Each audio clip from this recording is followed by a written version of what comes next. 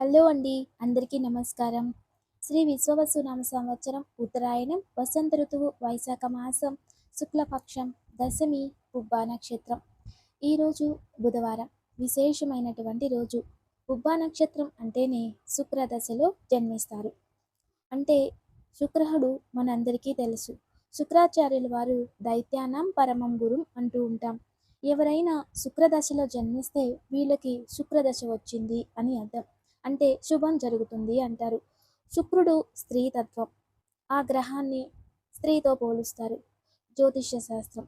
అయితే జ్యోతిష శాస్త్రంలో చాలా విశేషమైనటువంటి పరిష్కారాలు కూడా ఉన్నాయి. పరాశర ఓరా శాస్త్రం అని ఒకటి ఉంటుంది.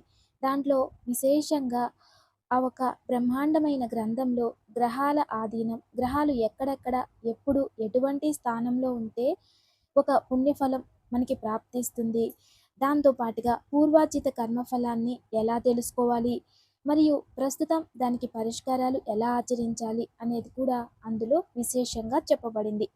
అందుకే జ్యోతిష శాస్త్రాన్ని అభ్యసించేవారు పూర్వకాలంలో ఉన్న గ్రంథాలని మనం చదువుకుంటే వాటిలో సంపూర్ణమైన జ్ఞానం అనేది మనకి ప్రాప్తిస్తుంది. కొన్ని సందర్భాలలో ప్రస్తుతం జ్యోతిష శాస్త్రం అనేది ఎక్కడ చూసినా ఇప్పుడున్న లేటెస్ట్ పుస్తకాలలో చదివి, అంటే పాత వాటినన్నింటినీ ఫిల్టర్ చేసి ఒక కొత్తగా చేసిన వాటిని చూసుకొని వాటిని చదువుకొని అదే ప్రతిఫలం ఇదే అని భావించి వాటిని అందరికీ చెప్తూ ఉన్నారు. అదే జ్ఞానం అనుకుంటున్నారు. నిజానికి జ్ఞానంలో సూక్ష్మ జ్ఞానం అనేది కూడా ఉంటుంది. సూక్ష్మ జ్యోతిష్యం అనేది వేరే వేరే విధానంగా దాన్ని రచించడం జరిగింది. ఆ జ్ఞానాన్ని మనం అర్థం చేసుకుంటే మాత్రమే ఆ జ్ఞానం అర్థమవుతుంది. అర్థం కాకపోతే ఖచ్చితంగా మనం దేన్ని కూడా ప్రొడక్షన్ చేయలేకపోతాం. కాబట్టి ఎటువంటి వారైనా, ఎంత గొప్పవారైనా భవిష్యత్తుని గుర్తుపెట్టుకోవాలి, భవిష్యత్తుని ఊహించగలగాలి. భవిష్యత్తు మనం ఇప్పుడు తీసుకునే నిర్ణయాలు ఇలా ఉంటాయి అని అనుకోవచ్చు, కానీ భవిష్యత్తు ఇదే అని నిర్ణయించలేం. ఎందుకంటే ప్రారంధ కర్మలలో ఆచరించే దాన్ని బట్టి భవిష్యత్తు నిర్మాణం అవుతూ ఉంటుంది. అయితే జ్యోతిష శాస్త్రంలో కాల గణనీయాన్ని పట్టుకొని ఈ సమయంలో ఇటువంటిది ఏది చదవాలి, దాంట్లో అతనికి ఏది అచ్చొస్తుంది, ఏ విధానంగా అతను ప్రయాణం చేయాలి, ఏ దిశని అతను ఎన్నుకుంటే అది సమాప్తి అవుతుంది అనేది మాత్రం తెలుస్తుంది. అటువంటి కొన్ని విషయాలలో అతని జీవిత భాగస్వామి గురించి, సంతానం గురించి, మరియు ఆరోగ్యం గురించి, అంతేకాకుండా జీవితంలో అతని ఐశ్వర్యం గురించి, మరియు అతను విద్యాభ్యాసం గురించి, మరియు ఆర్థిక స్థితి, బంధువులు, బాంధవ్యాలు, దానము, ధర్మము, కర్మఫలాలు, వాటిని గ్రహించి వాటిని మనం ప్రొటెక్షన్ చేయడం వలన దానికి తగినట్లుగా పరిష్కారాలు ఆచరించవచ్చు. ఇప్పుడు పుబ్బా నక్షత్రం తీసుకుందాం. ఈ పుబ్బా నక్షత్రంలో శిశువు జన్మిస్తే మొదటి పాదం శుభం, రెండో పాదం శుభం, మూడో పాదము శుభమే, నాలుగో పాదంలో జన్మిస్తే తల్లికి కాస్త ఆపద అని ఉంటుంది. ఈ విషయంలో కాస్త జాగ్రత్తగా ఉండాలి. అంటే దానికి ఏదైనా పుట్టినప్పుడే పరిష్కారం చేసుకోవాలి. అలాగని ఇప్పుడు చేస్తే ప్రయోజనం ఉండదు. ఇది మనం అందరూ తెలుసుకొని గమనించుకోవాలి.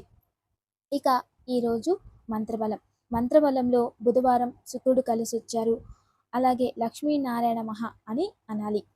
ఎందుకంటే బుధుడికి దుర్గా మరియు మహావిష్ణువు అధిదేవతలు, ప్రత్యధి దేవతలు, మరియు దశమి విష్ణు అధిపతి.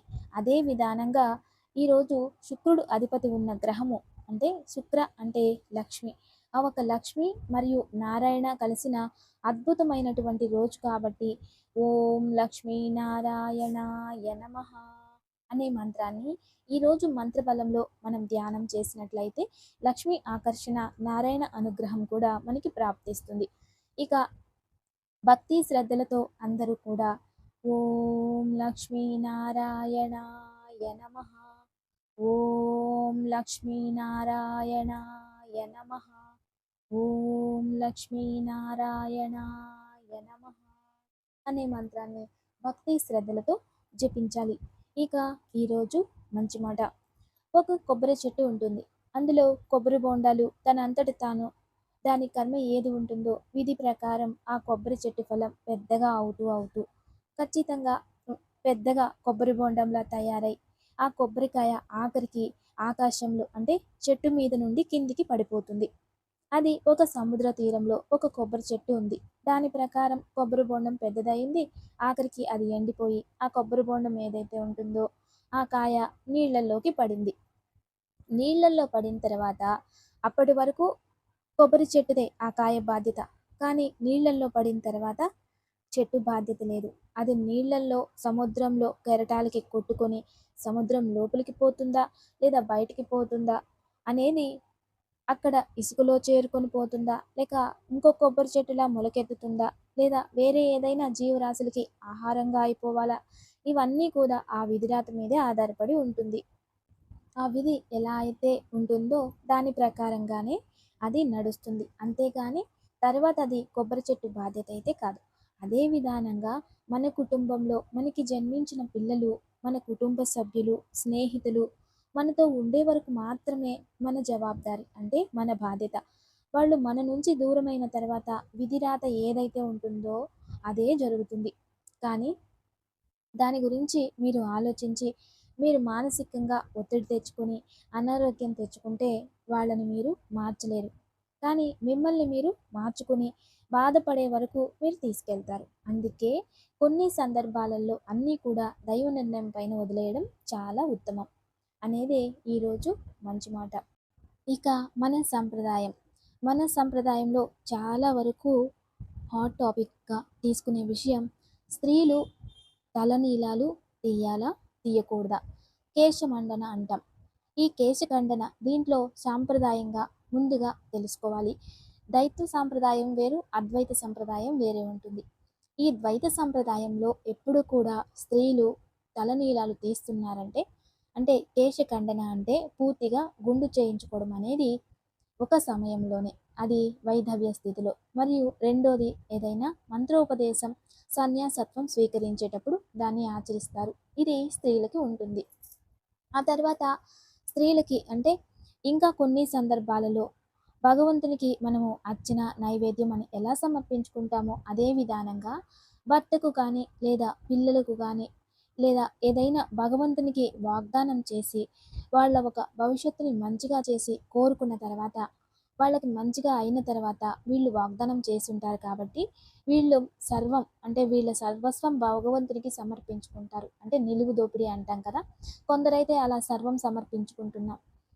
మాకు ఈ విధంగా మీకు మేము నైవేద్యం చేస్తున్నాము. అలా నా అలంకారకమైన అత్యంత అంటే నా అలంకారంలో ఉన్న ఈ కేశాలని నీకు నైవేద్యం చేసుకుంటాను అనే భావనతో కొన్ని సాంప్రదాయస్తులు ఆచరిస్తూ ఉంటారు. అయితే ఇదే జ్యోతిష శాస్త్రంలో కూడా వైద్యో నారాయణో హరిహి అనారోగ్యం ఉండేటప్పుడు డాక్టర్లు ఎవరైనా తెలియచేసినప్పుడు దాన్ని తీయడం వలన తప్పులేదు. సన్యాసత్వం స్వీకరించినప్పుడు తీయడం వల్ల తప్పులేదు. మరియు భగవంతునికి ఏదైనా వాగ్దానం చేసి అది నెరవేరిన తర్వాత ఆ కేశాలను ఇవ్వడం అది ఆనవాయితీ సాంప్రదాయం ఉంది కాబట్టి భగవంతుని పేరులో తీయడం అది తప్పు కాదు. అన్యదా మనం ఎటువంటి వాగ్దానాలు సంకల్పాలు లేకుండా వాళ్ళు కేశఖండన చేస్తూ ఉంటే భర్తకి ఆయుష్ తగ్గుతుంది అని కొన్ని జ్యోతిష్య శాస్త్రాలలో తెలియజేశారు. అందువలన ఈ సంప్రదాయాన్ని జాగ్రత్తగా అర్థం చేసుకొని మీరు డిసైడ్ చేసుకోండి. ఇక ఈరోజు తారాబలం పుబ్బ నక్షత్రం మిత నక్షత్రం కాబట్టి అశ్విని మగ మూల నక్షత్రం వారికి సంపత్తార. ఈరోజు ఆర్థికంగా అభివృద్ధి, ఆర్థికమైన ఆలోచనలు అటువంటివి ఆచరించండి, శుభం జరుగుతుంది. ఇక భరణి పుబ్బ పూర్వాషాఢ నక్షత్రం వారికి జన్మతార. కాస్త ఆరోగ్య విషయంలో జాగ్రత్త ఉంచండి. అయినంత వరకు హోమ్ ఫుడ్ తీసుకుంటూ ఆరోగ్యాన్ని కాపాడుకోవడానికి ప్రయత్నించండి, శుభం జరుగుతుంది. ఇక కృతిక ఉత్తరాషాఢ వారికి పరమమిత్ర తార. అత్యంత శుభకరమైన రోజు సంధికాలం అంటాం. ఏదైనా మీటింగ్స్ ఇటువంటివి ఏదైనా అరేంజ్ చేసుకుంటే మీకు విజయం ప్రాప్తిస్తుంది. ఇక రోహిణి హస్త శ్రవణ నక్షత్రం వారికి మిత్రతార. ఈరోజు కూడా మీకు అత్యంత శుభకరమైన రోజు. కష్టపడండి, దానికి తగినట్లుగా ప్రతిఫలం ప్రాప్తిస్తుంది. ఇక మృగశిర చిత్త ధనిష్ట నక్షత్రం వారికి నైదన తార. ఇదంత శుభం కాదు, కాస్త జాగ్రత్త వహించడం చాలా మంచిది. ఆరుద్ర స్వాతి శతభిష నక్షత్రం వారికి ఈరోజు సాధక తార. ఈరోజు మీరు కాస్త ఎక్కువగా శ్రమిస్తే మీరు అనుకున్న దాన్ని మీరు పొందగలుగుతారు. కష్టపడండి, ప్రతిఫలం మీదవుతుంది. ఇక పునర్వసు విశాఖ పూర్వ భాద్రపద వీరికి ప్రత్యక్తార. ఇది మంచిది కాదు. కాస్త వాళ్ళతో వీళ్ళతో గొడవలు ఇటువంటివి వచ్చేస్తుంటాయి. కాస్త మౌనంగా ప్రశాంతంగా ఉండడం చాలా మంచిది. ఇక పుష్యమి, అనురాధ, ఉత్తర భాద్రపద వీరికి క్షేమతార. ఈరోజు మీరు ఏదైనా హాస్పిటల్కి వెళ్ళడమో, ఎవరినైనా చర్చించడమో, దేవాలయం దర్శనం చేసుకోవడమో, ఈరోజు ఏదైనా సంతోషమైన విషయాలను పాటిస్తే మీకు శుభం జరుగుతుంది అని అర్థం. ఇక ఆశ్లేష, జ్యేష్ఠ, రేవతి నక్షత్రం వారికి విపత్తార. కాస్త జాగ్రత్తగా ఉండండి. ప్రయాణాలు చేసేటప్పుడు, వెహికల్ డ్రైవింగ్ చేసేటప్పుడు అయినంత వరకు విపత్కాలం ఎక్కువగా ఉంటుంది కాబట్టి జాగ్రత్తగా ఉండడం మంచిది. దివ్యమైన వాస్తు పరిష్కారం. ఇక అద్భుతమైన విషయం, మన ఇంట్లో చాలామందికి స్థానబలం ఉండదు. దానికి ఏదైనా ఇంట్లో ఫోటో కానీ లేదా శ్రీవాస్తు యంత్రం కానీ ఇవన్నీ మనం పెట్టుకుంటూ ఉంటాం. చాలామందికి కంటికి కనబడని ఎనర్జీని మీరు ఎలా ఫీల్ అవుతారు? ఇప్పుడు ఇంట్లో మనం ఏదో ఒకటి వాస్తు దోషానికి ఏదో ఒకటి పెడతాం. పెట్టుకున్న తర్వాత అది మన పైన వర్క్ అవుతుంది అని ఎలా తెలుస్తుంది? ఏది ఇమ్మీడియేట్ మనకి ప్రభావం చూపించదు. ఎందుకంటే చాలామంది కుటుంబాలలో ఈ ఏదైనా దోషం ఉంది అని, హెల్త్ ఇష్యూస్ ఉన్నాయని ఏం చేస్తాం? ఇంట్లో హోమ యజ్ఞ యాగాదులు చేస్తాం. వాటిని ఆచరిస్తాం. ఆ ఫలం మనకి ఎలా వస్తుంది అని కంటికి కనబడదు. అది సూక్ష్మంగా ప్రకృతి మనకు అందిస్తుంది. అలా మన ఇంట్లో ఏదైనా వాస్తు దోషాలకి పరిష్కారాలు ఆచరించినప్పుడు అది కూడా వెంటనే ప్రతిఫలం ఇవ్వదు. కొంతకాలం తీసుకుంటుంది. ఒక విత్తనం వేసిన తర్వాత అది ఫలం రావాలంటే కనీసం కొన్ని రోజుల సమయం తీసుకుంటుంది. అలాగే ఇంట్లో శ్రీవాస్తు యంత్రం కానీ లేదా ఏదో ఒక వాస్తు దోషానికి ఇంట్లో ఏదైనా మీరు పెట్టుకుంటే దాని రిజల్ట్ రావడానికి అది కూడా కొంత సమయం తీసుకుంటుంది. అయితే మీరు మనోబలంతో, నమ్మకంతో ఇక మాకు శుభం జరుగుతుంది అని మీ మనస్సంకల్పం చేస్తారు కదా! దాని ప్రభావం అధికంగా ప్రభావం చూపిస్తుంది. ఎప్పుడైతే మీరు నిరాశ మనోభావంతో ఇంట్లో ఉంటారో, అప్పుడు ఆ ఇంట్లో ఎంతమంది దేవుళ్ళు ఉన్నా, ఎలాంటి వాస్తు ప్రకారం మంచిగా ఉన్నా ఆ ఇంట్లో ప్రశాంతత ఉండదు. అంటే వాస్తు కన్నా ఎక్కువ మీ మానసిక స్థితి బాగుండాలి అనేది ఈరోజు అత్యంత ప్రధానమైనటువంటి విషయం. ఇక దివ్య పూజ. రేపు విశేషమైనటువంటి రోజు గురువారం, ఏకాదశి. రాఘవేంద్ర స్వామి వారికి గురువారం, ఏకాదశి అత్యంత శ్రేష్టమైన రోజుగా పరిగణింపబడుతుంది.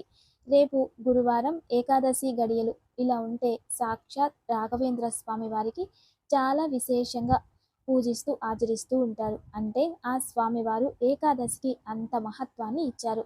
ఎవరైతే రేపు ఉదయాన్నే లేచి స్నానం చేసుకుని పూజ్యాయ రాఘవేంద్రాయ సత్యధర్మ వృతాయ భుజతాం కల్పవృక్షాయ నమతాం కామధేనవం అంటూ రాఘవేంద్ర స్వామిని రేపు గురువారం ఆరాధించి అర్చించి తులసి స్వామికి నైవేద్యం పెట్టాలి. అంతే, వేరే ఇంకేం పెట్టవసరం లేదు. తులసిని నైవేద్యం చేస్తే చాలు. ఒక ఆకుపై తులసి పెట్టి వాటిని నైవేద్యంగా సమర్పించుకోవాలి. అలా ఆచరించడం వలన సంపూర్ణమైన గురువుల అనుగ్రహం మనకి ప్రాప్తిస్తుంది.